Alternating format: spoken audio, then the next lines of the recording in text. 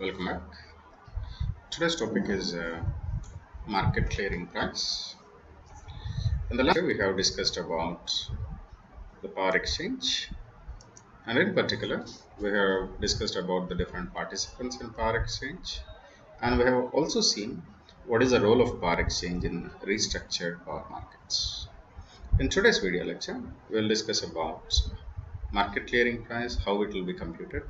So I hope by the end of this lecture, you will be able to describe how MCP is determined. So my only content in this lecture will be the market clearing price, how it will be determined. Market clearing price, when we discuss about the concept of market clearing price, there are three important rules, pricing rules for electricity auction, but only two of them are generally employed in modern day markets. The first thing is single or uniform price market rules. The other one is pay as bid market clearing rules. So what is the difference between these two? Let us suppose, so having said this, so what actually is a demand curve? A demand curve is basically a graphical representation of relationship between a price of a good and the quantity which is demanded for a given period of time. So literally speaking, it is like price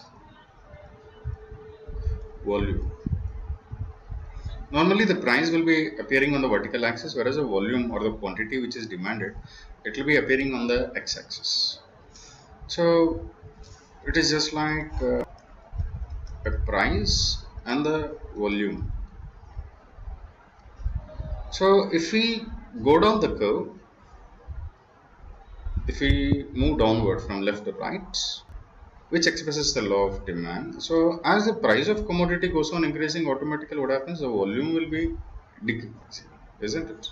So it is general market philosophy that if the price of a commodity is very high, then automatically the demand will be decreasing. So whereas if the price of commodity is low, then automatically the demand will be very high. So this is the phenomenon of a demand. So if I consider it as the demand will be very low, isn't it? So the point will be just like this. Price is high, whereas demand is very low. And as the price goes down, then automatically what happens? The demand will be increasing. So the curve will be like this. And in this one, price is a independent variable and volume is a dependent variable. But just as in case of economics, even though this is an independent variable, I'll be writing it on the y-axis. Okay. Normally what happens is nothing but traditionally the independent quantities will be represented on the x-axis. But here, as per the economics rules, I'll be writing this independent quantity on the y-axis. Now, as the price goes down, then automatically the quantity demanded will be increasing. This is called as a demand curve. See, this is a demand curve. As the price goes down, the quantity will be increasing.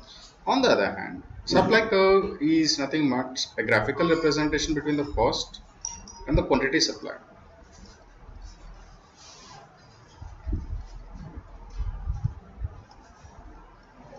So, cost is an independently supplied is an dependent quantity. If the cost is very low, then the quantity supplied also will be very low. If the cost is increased, the quantity supplied also everybody wants to purchase at a very higher price, isn't it? Sorry, everybody wants to sell at a high price. So this is a typical representation, which means as the price of commodity increases, the quantity supplied also increases. So this is a supply curve. So now, as already said, the yeah. So this is a demand curve and this is a supply curve, where the x-axis will be representing the quantity, y-axis will be representing the price. Now the intersection of these two curves, this is the market clearing price and this is the market clearing volume. This is what MCP, how MCP is determined. A brief representation. Now see here. This is the blue representation is the demand curve and this is the aggregated supply curve. Now this is the market clearing price.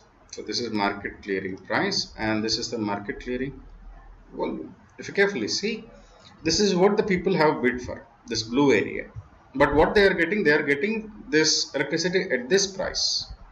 At this price they are getting, but this is what actually they have bid for. So this is nothing but the consumer surplus, the amount which consumers are having, and they are getting an incentive because MCP is very down when compared to the.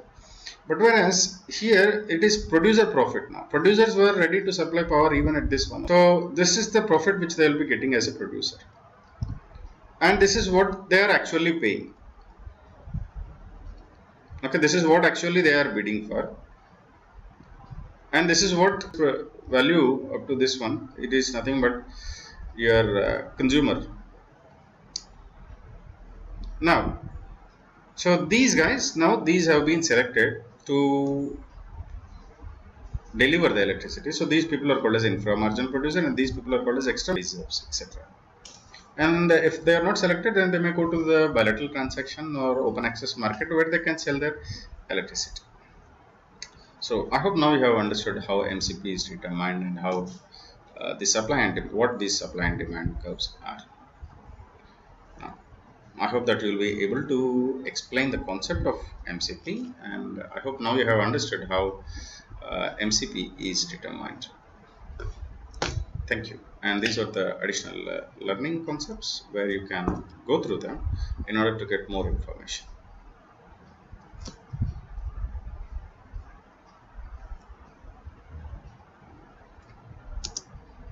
Thank you.